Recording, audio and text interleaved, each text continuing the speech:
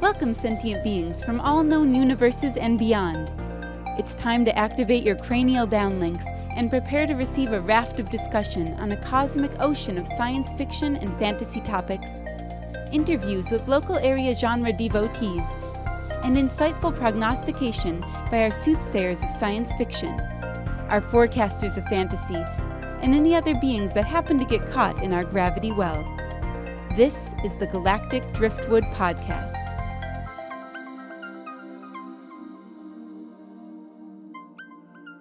Hello, and welcome to another episode of the Galactic Driftwood Podcast. I'm Bill. I'm Linda. I'm Seth. I'm Jenna. I'm Chris.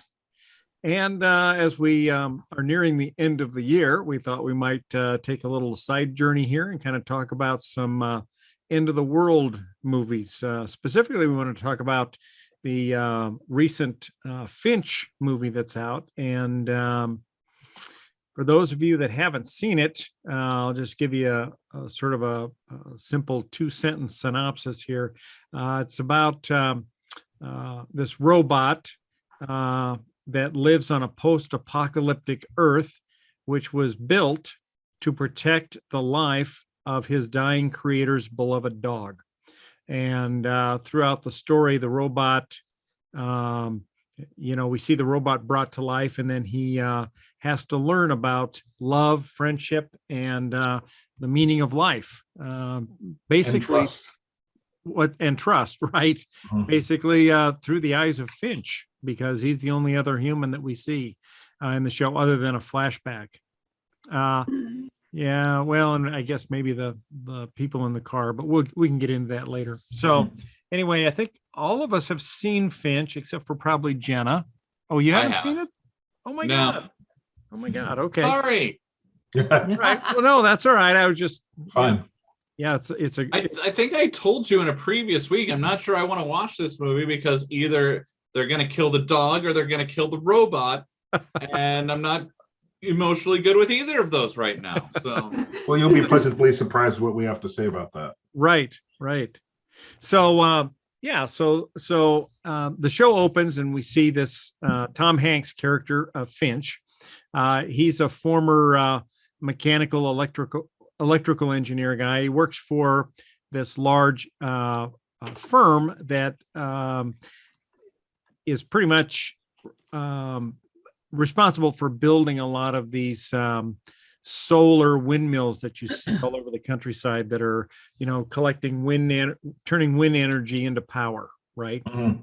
And so when we catch up with Finch, it's about 10 years after there's been this giant solar flare that pretty much stripped off the Earth's protective ozone layer and is allowing through ultraviolet radiation, which pretty much sterilizes most of the planet, kills all the plants and animals. And we see at one point Finch trying to educate his robot into how fragile humans and his dog are in this new world. And Finch takes off his glove and sticks it out from the shadow of this garage canopy into the sun, and you see the sun just start to cook his hand from the ultraviolet radiation. It just starts smoking. And so you learn real quick that this is not an environment where you go out unprotected. And in fact, when he goes out into this environment, he wears pretty much the equivalent of a NASA spacesuit, not quite as big and bulky, but he's got the helmet, the oxygen, the whole thing. And he has a small little robot he takes with him, and they basically go out on missions, and he goes through and he checks buildings and tries to collect supplies that he brings back to this underground facility he's living in that actually has power because it's at the base of one of these giant windmills. And so he's living there with he and his dog, but he is sick, and it looks like maybe he has cancer, because we see at certain points his nose bleeding, and he's got some books on ionizing radiation and what that does to the human body. So he realizes he's not going to be around long, and so he builds a robot to care for his dog. And we see through a flashback midway through the movie as to how he came into possession of the dog. And that's kind of an interesting story there, and provides a lot of the reason behind his love of the dog and why he wants to care for it so much, I think. What'd you think, Chris? Was that? Yeah, I agree with that. It provides a reason for why he is in love with the dog and why he doesn't trust people. Right. And so he goes through this journey with the robot and the dog, not trusting in people, wanting to avoid people. There's even a scene where he's kind of talking to himself and the dog and the robots. Where should we go? Right, we have to leave where we're at because there's a big storm coming, and when that storm gets here, it's going to be here for 40 days or something like that as the estimate. So he can't stay where he's at. He doesn't have that kind of time, and he's looking at the map and he's talking to himself. Well, we can go here. That's no good. We could go here, but that place is probably okay. Which you know what that means? That means there's people there, and people are no good. So we can't go there. So the story, spoiler alerts, by the way, centers around there's a flashback, and it also explains where he gets this gun. But he was searching for food in the store, and he heard somebody, and it was a mother and a little girl that had Shotgun. also been shopping for food, Right. putting stuff in a cart. Well, before they leave, somebody else pulls up in the car, an argument ensues, and you hear nothing but gunfire, and presumably everybody dies right there. And when Tom Hanks finally comes out of hiding to check and see what happened during this mini massacre over food, he finds the dog in a backpack, and it's just just a pup at the time. So he takes the pup with him, and that's also where we come to find out that he also gets the gun that he has. It's the same gun, so which is the one the little girl had. So it's pretty tragic, but it explains his lack of trust in people, and also, like you mentioned, Bill, why he loves the dog so much. So, yeah. And he kind of he was really crushed by that attack, and that little girl that got killed and shot there, and almost felt responsible because he didn't try to do anything to stop it. But of course, right. Had he tried, he would have been killed as well. So it was kind of like a survivor's guilt kind of a thing. Yeah, he always viewed himself as a coward. Yeah. And so I think he viewed his saving that dog as a way of trying to make amends for the fact that he didn't do anything to stop that murder happen. So, but the robot is definitely one of my favorite characters in the movie. And even though it's a robot and it's got a static face, Linda, I don't know if you can put up a picture of that robot again. But that robot is played with such emotion by the actor. It's really amazing. I mean, just the posture and the way the robot moves, and I mean, you can just see the emotion in him constantly throughout the show, and how he is so devoted to Finch, but in so many ways, he's like a little kid because he doesn't know a lot of things. And so he's doing the kinds of things that kids do as they're growing up, testing their boundaries. He wants to try to drive. He wants, Finch drives this motorhome that they're using to escape in, and the robot watches him drive, and the robot wants to drive. He wants to try driving, and Finch goes, "No, you're not ready for it yet." So at one point they stop, and Finch goes into this what used to be a cafe, and so the robot jumps into the driver's seat of the motorhome and just starts pretending like he's driving, making the noises and turning the wheel and stuff. Just like a 5-year-old would or whatever. Exactly. And then all of a sudden he accidentally hits something and the brake comes loose and the motorhome just starts rolling ahead, and Finch is sitting at the table in the cafe, and all of a sudden he sees the motorhome rolling away and he goes, no, because he knows that he didn't have his spacesuit with him, because he parked underneath the canopy that was like a gas station cafe kind of a thing. And he had parked under the canopy and he had gotten out without his spacesuit just to walk into the cafe real quick. So he's sitting at a table with his dog. They're pretending to order off the menu, kind of a cute little scene. And then all of a sudden the motorhome rolls away. Well, it rolls out to the end of the parking lot and it's out in the sun and he's got no way to get back to it. So now he has to really talk the robot through learning how to drive it to back it up so that he and the dog can get in. And after that, he decides maybe it's time to teach him how to drive for real, because this almost resulted in their death.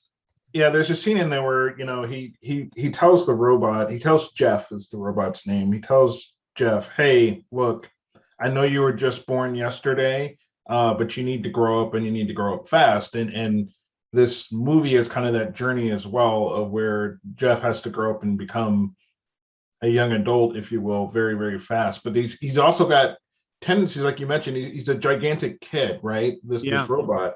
And that scene you were talking about where the motorhome is rolling down and it bumps into another car and stops, when Jeff gets out, Finch is like, hey, buddy, what's going on? Nothing.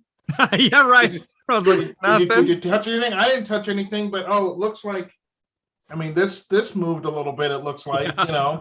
And it's very funny, and he's got a personality, and it's like watching an excited kid a lot of the times. This is the scene here where he's teaching him how to drive, and Jeff is getting the hang of it. But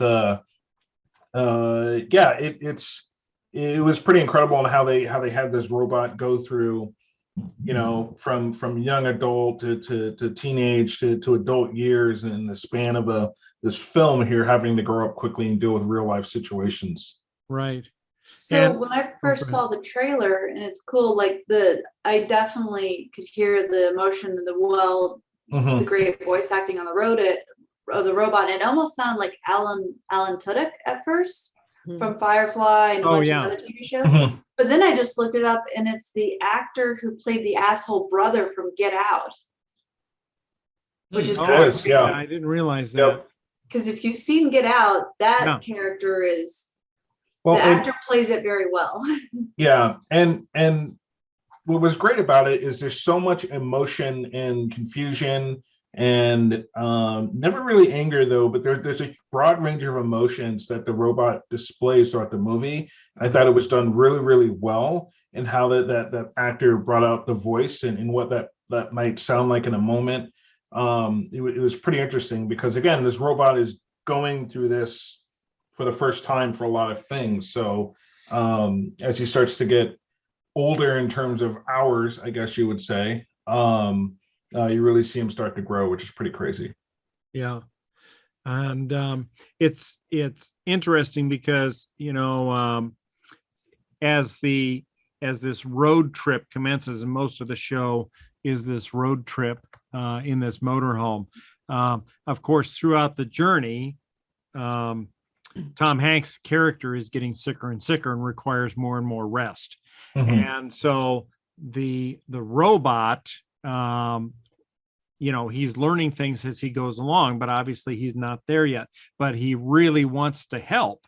And so a lot of times when Finch is asleep because he's so tired and exhausted, the robot will see an opportunity because, there's one point where Finch is teaching him how to go into a building and look for like supplies they need, whether it's medical supplies or canned food or stuff like that.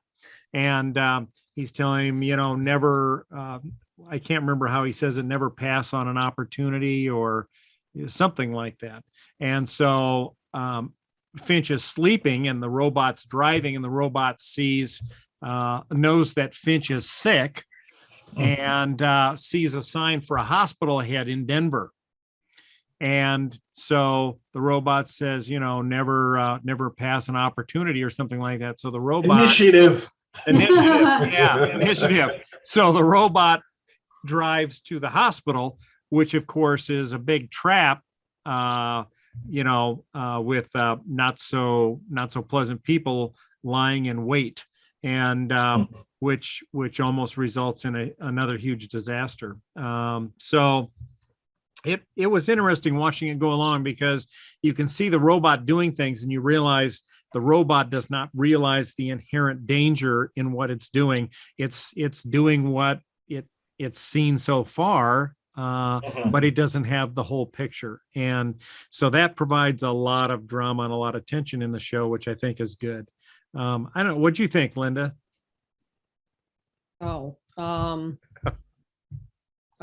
I'm with Seth. I wish I hadn't seen it. You wish you hadn't seen it? It was sad. It was, I liked it because it was, because of the robot, he had the personality that made it less sad, I guess. But it's an apocalyptic movie. It had be sad. It had a happy ending, though. I don't know that I'd call that a happy ending. I would, because you knew it was coming. Right. Yeah. He's been sick the whole film. He's only getting worse. The question became, does he make it to the end of the journey? Right. And the question becomes, is the dog going to be okay? Who's going to be okay? And they did a good job of portraying that, yes, Jeff had to grow a lot, and everything will be okay. Yeah, I guess. But it was still sad. It was sad, and it hits you right in the feels. But it's also, to me, I kind of viewed it like, I just brain farted on the movie, Book of Eli, I think. Yeah. Where you have this journey you have to make, and you get to the end, and the main character that you've gotten attached to doesn't make it to the end. So, but yeah, this is spoiler alert. Guess who dies? Yeah, and so that they hit you right in the feels, but. Yeah. Jeff is kind of that anchor there, where it's almost like Finch's legacy moves on, because he tells a story about why he's always had a hard time trusting people, and he was part of a project to kind of merge software and hardware together to build like this type of robot, and they were having problems, and the engineering team he was working with thought it was the hardware, and he said, no, it's something wrong with the software. So he solved the problem himself, gave credit to the whole team and everything. But as he's explaining this to Jeff's like, I don't understand. Like, you're trying to teach me that I should trust people, yet you didn't trust your team. You just said that you did. You gave everybody credit, but you at the heart did not trust your team. So there was a struggle there. But as Jeff grows, so does Finch in that regard, because now he has to trust this robot, right? This however many days old by the time we get to the end of the film, he's got to trust this robot to take care of the thing he cares most about, which is the dog. Yeah. So, as a post-apocalyptic movie, solar flare, are you left feeling like there's hope for humanity, or no? Yeah, I think so. It was certain parts of the Earth that were completely damaged, and the end of the movie leaves you thinking that there are some areas that were beyond hope, that were heavily radiated, that had still, what did he call it? Swiss cheese in the sky. Yeah, Swiss cheese holes in the ozone. Swiss cheese holes in the ozone. When they get to the destination, which is San Francisco, even just outside of there, up to a few hundred miles, they find that not everything was destroyed. They find signs of life. Yeah, you can actually see him out in the sun. Yeah, he's sitting in the sun, and it's okay to be out. He's not burning because it's covered. Yeah, and I thought it was more of a case where the ozone had been Swiss cheesed to a great extent, and that the entire planet was pretty much destroyed. Life was destroyed, but now the planet is beginning to heal itself. And so you see they're driving along on the motorhome and they're getting close to San Francisco, and a butterfly hits the windshield, right? And the robot's driving, and the robot's like, I didn't do it. I didn't mean to kill it, kind of a thing. The robot's freaking out, and of course Finch is like, holy shit, he gets out and he just can't believe there's a robot. And then you see little dots of plants starting to grow on the mountainside.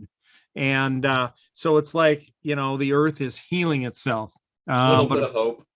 Yeah. But of course, it's too late for Finch. And Linda, put up that one picture you had of Finch and the robot sitting there with Finch wearing the white suit. Sure. Yeah. So one of the reasons they're going to San Francisco was that he had an uncle that lived in San Francisco that he admired quite a bit. I guess it was. They cleared that up. Yeah, he said Finch, it was his uncle. Yeah, he told Finch it was his uncle. It was really his dad who left them when he was just a kid. But he always thought that one day he got a birthday card from him at one point in his life when he was 19 or something like that. Like a postcard, right? A postcard, that said happy birthday, kind of a thing. And he wanted to go meet his dad and show him that he had turned out a success in his life. And so when he got out of the military, I guess he bought that white suit with the intention of going there. But of course, life got in the way and he never made it, but he always kept the white suit. And so as they're getting close to San Francisco in this scene, at this point, Finch realizes he's not going to make it to San Francisco. This is the last day that he's going to be around. There it is. Yeah. And so he enjoys this wonderful meal out in the sun, chilling in a suit, plays catch with the dog, has a nice chat with Jeff. And you just get the sense that the time is running out. And I thought, honestly, he was just going to die right there in the chair. But but he didn't. But he eventually he goes into the motorhome to rest. And says goodbye to Finch, and of course Finch realizes what's happening, that it's the final goodbye.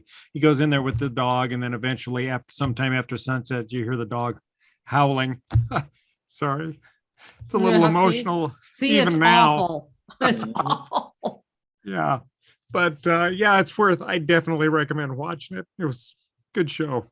I thought it was cute the way that Finch kept trying to throw the ball for the dog, and the dog was like, didn't want to have anything to do with him pretty much. And then after Tom Hanks passes away, he starts throwing the ball, and the dog finally starts playing. You mean Jeff? Jeff is the robot. Finch is Tom Hanks. Yes. Yeah, that was pretty hilarious. He kept telling Finch, the dog doesn't like me. The dog doesn't like me. Because the dog, of course, the dog wants to bring the ball to his master. So he would just run around Finch all the time. And Finch was just getting so dejected because of that. But then finally at the end, the next day, the dog brings him the ball. And that cheers up Finch Jeff, because of course he's terribly depressed having lost his friend Finch. So, so it was definitely a great movie. I would recommend watching it. It's very entertaining, a lot of feels in it, and a very happy ending, I thought. So definitely worth watching. If someone's interested in making it a double feature, another solar flare / robot movie I watched for the group is Automata, which is from 2014, won some independent film awards. It stars Antonio Banderas.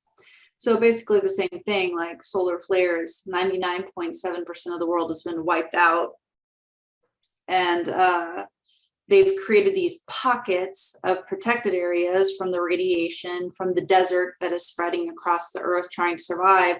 And it's almost like a Blade Runner-esque communities, like these cities that people are kind of living somewhat what we would recognize lifestyles. I mean, there are ghettos that, poor people who don't have as many resources or don't work live in. And what they have done, because this is 2044, to help hold back the desert and the creeping radiation, was built these robots, pilgrims, that are supposed to do all the work in the radiation and the heat and the poor area, like the poor areas that they don't want humans exposed to help protect the lives of the humans that are left. And Antonio Banderas plays an insurance claims investigator, because he claims action hero. Huh? Insurance claims action hero. Action hero. Yeah, something like that. So because the robots have two protocols, you never do anything to harm a human or another life, and you never alter anything of yourself or another robot. Like, these are two supposedly you cannot violate these protocols. By the way, they had similar types of protocols in the movie Finch as well. And the big thing is, you come to find out that especially the second reason for the protocol, or for the reason for protocol tool, never be able to alter yourself, is they don't want these robots to outpace humanity, that they can't keep up with them anymore. Like, their intelligence and their ability to function without the needs of humans or out from under the control of humans would be unmanageable. But that's not widely known.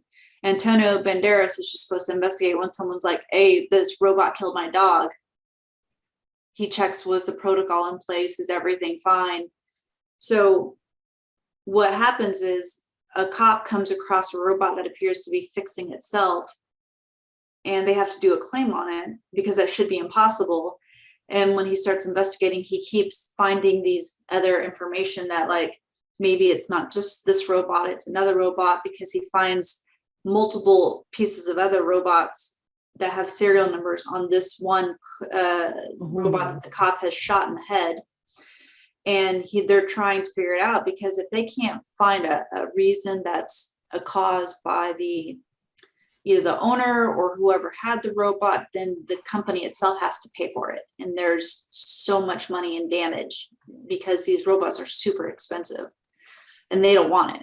And they're trying to create a good look for the local government that there's nothing to worry about with these robots, because they're trying to renew some type of contract with the local city. Interesting. Yeah, I think the line from the trailer that like really interested me with this second law is, like, one robot changes another. Those two robots each change two more, and we've lost. Yeah. And so it's really interesting. So the company wants to definitely find out how many robots are fixing themselves, get that back, and they need to kill whoever or suppress whoever might know that this can be a possible outcome with the robots.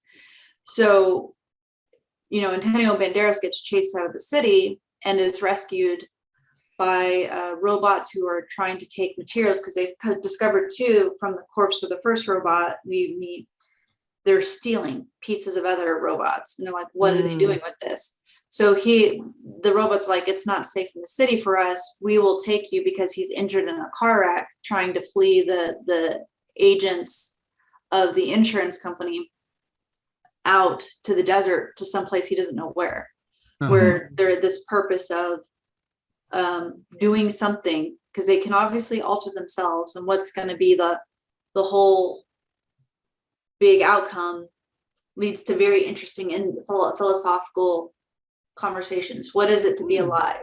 Are you actually alive if you're only surviving? Is it really such a terrible thing if man doesn't make it, but he has created these robots to continue existence and create for him? Interesting.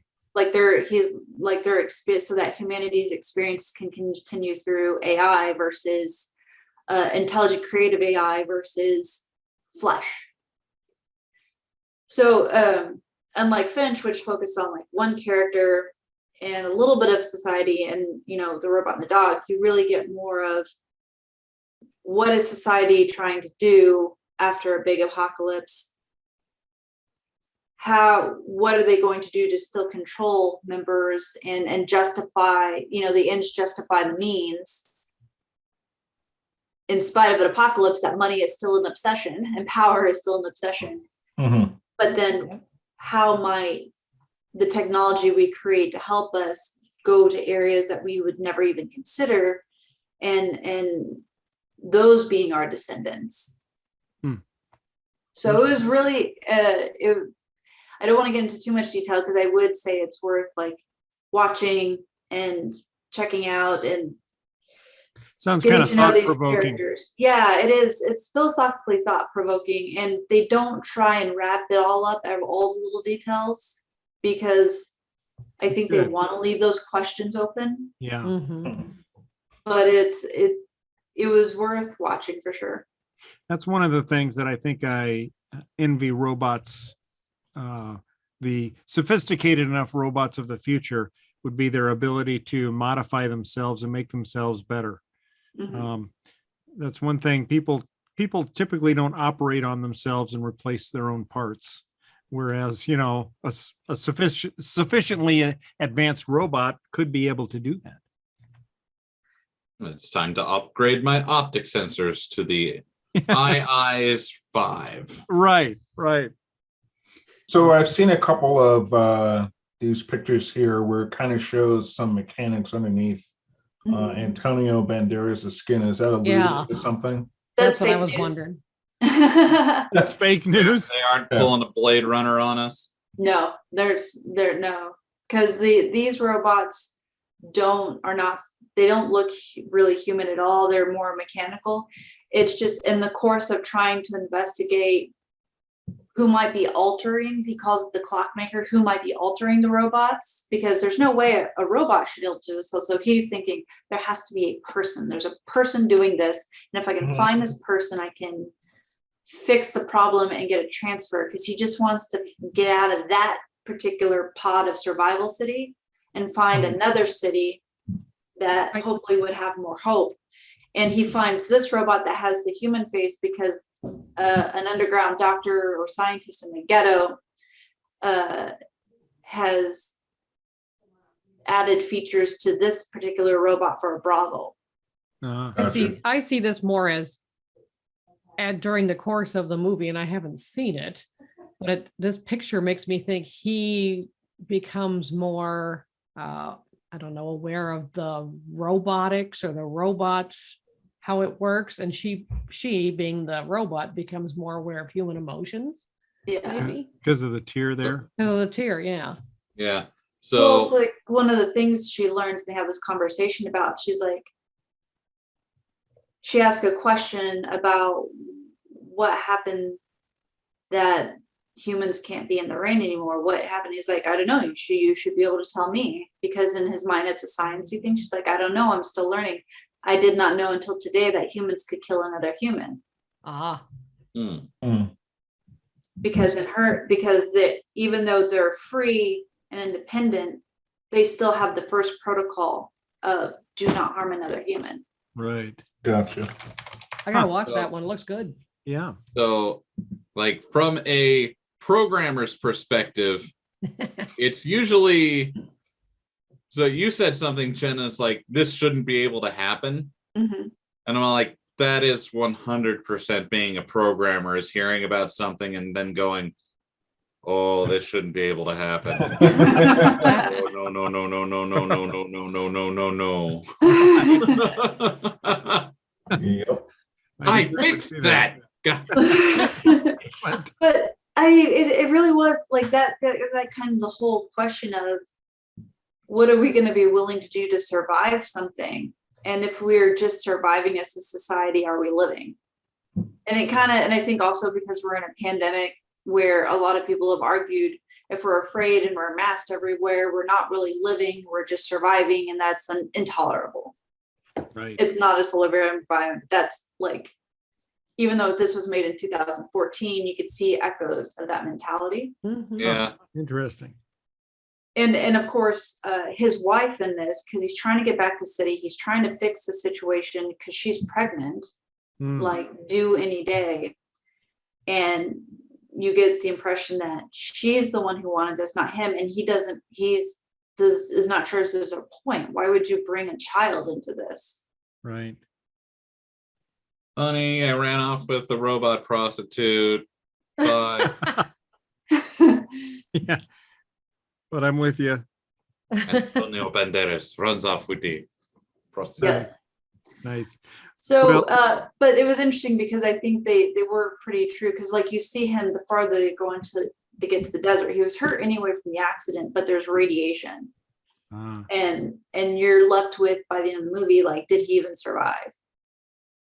I'll leave it to the viewer to decide, but I would say probably not. So what was that one on again? So it's free on the Roku channel, and I think on Prime it's like maybe one of those $2 movies you can rent. I'm not sure. But it was an interesting, I felt, well executed movie. Because they didn't overly humanize the robots. I mean, you figure out that she only feels more emotional or human because she's trying to learn, and there's this face, but the face is it's a trap. Oh. She is just a robot. Right. Interesting. All right. Well, in keeping with the theme of death from space, but shifting to something a little more humorous, Netflix has a new show coming out on a movie, not a show, I guess. A movie coming out on Is it December. Netflix or only theater? I thought it was only going to come out in theater right now. No, I thought it's coming out on Net. I saw a thing that said it's coming out on Netflix December 24th. It came out in the theater on December 10th. It's going to be on Netflix December 24th. Okay. So if you haven't seen it yet, you might want to check it out. The name of the movie is Don't Look Up. And it's got Leonardo DiCaprio, Jennifer Lawrence, Meryl Streep. Ariana Grande is in it. Jonah Hill, who's hilarious. I like him in just about anything I see him in. And also Timothy Chalamet, who you might know from Dune. Yeah, did I say his name wrong? Chalamet. Sorry. Yeah, Chalamet. Right. I played Paul in Dune. Yeah, and Chris Evans is in it. So yeah, it's pretty good. So the whole premise of the show, and here I'll throw up a quick picture. Here. I was working on it. Share. There it is. Yeah, so this is a picture of the two lead characters in the show. And they're asteroid hunters, from what I gather, since I haven't seen it yet. But they're asteroid hunters, and they see this giant extinction level event asteroid headed towards the Earth. And so if you watch the trailer, you'll see they immediately go to the White House to, we've got to inform the government and let people know so that some sort of action can be taken to either prevent this or to somehow ensure the survival of man or whatever. Anyway, they go and they break the news to the White House, and the president's there and the chief of staff and all these other science advisors to the White House are there, and they tell them, it's basically going to destroy the planet. And they're like, well, all right, well, you've given us a lot to think about. We'll consider this. Let's get back to you. And they're like, what? What? And so they just kind of, the government just kind of blows them off. And anyway, they end up going on the talk show circuit to try to get the news out to the public. And it's just ridiculous because the talking heads on the talk show circuit just ignore the dramatic repercussions of the fact that the world's going to end, and they're talking about how emotional the the scientists are, Yeah. Oh, well, I guess we won't be having her back on the show, kind of a thing. Yeah, I'll point out that because again, we haven't seen it, but as far as the preview goes, it's there's some satire on some events and how they allow them to play out in this movie, and some of it is largely in part borrowed from some things that may or may not have happened already in politics and in the media. So there is a lot of poking at past politicians and what they've done, and past media outlets and what they've done, and how, from a satire point of view, how they might handle taking news like this and what might go down. And some of it I think is a bit tongue-in-cheek, and some of it is probably to be expected. Yeah, and there was a little article that I read where they interviewed an actual asteroid hunter who was hired as a consultant on the show to make sure that they got the dialogue right and the science behind the whole thing right. And she said, she had a discussion with the director, and they had a great conversation about the show and about making a movie that tackled a lot of subjects that are sort of prevalent in the news today. And that has to deal with science denialism and the importance of understanding and agreeing what is true and what is fact. And so I think it presents that, from what I can tell, in a very consumable, digestible fashion for people, and maybe hopefully will prompt a little thought into the fact that maybe some of this science should be taken more seriously, and hopefully that people can see the importance of agreeing on a common set of facts going forward. So I think looks like a really funny show, but with an important message as well. So yeah, I really want to see it, but also part of me kind of doesn't want to, because I'm like, it's maybe going to make me sad, because I'm that's how it's going to go down. I was going to say, I made myself sad. Right. Yeah. But I first saw the trailer and I immediately had to repost it to our group, because I was like, this could be exactly what we need right now, because the world at times has felt that ridiculous. Right. Mhm. Right. Agreed. Yeah. So anyway, definitely looking forward to watching that. And then, of course, we'll be talking about upcoming shows. The new season of The Witcher is out. 2 episodes in. Oh, really? We're going to be starting it just before New Year's, I think. So looking forward to getting into that. And, of course, the last episode of The Wheel of Time is coming out this week. So or this coming week. So looking forward to that. I'm looking forward to getting caught up on a lot of stuff over the Christmas break. Yeah, since some of us get Christmas break still, and some of us don't. You don't get a Christmas break? No, I don't live on college timing and hours like Seth. I have to work through the holidays. I just took the last couple of weeks off, so I'll starting like yesterday, I'm going to start getting caught up on everything. Yeah. Nice. I figure I'll have 3 months next year anyway to just get caught up on everything. True that. There you go. All right. Well, thank you all for tuning in for this episode of the Galactic Driftwood podcast. As always, you can check us out on galacticdriftwood.space and follow up, listen to our other shows. And you can check out our partner podcasts on synergynation.net. Syn is spelled SYN, nation.net.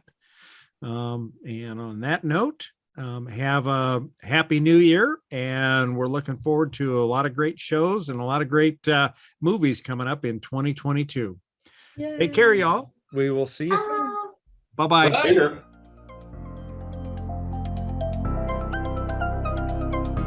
Thanks for listening to this episode of the Galactic Driftwood podcast.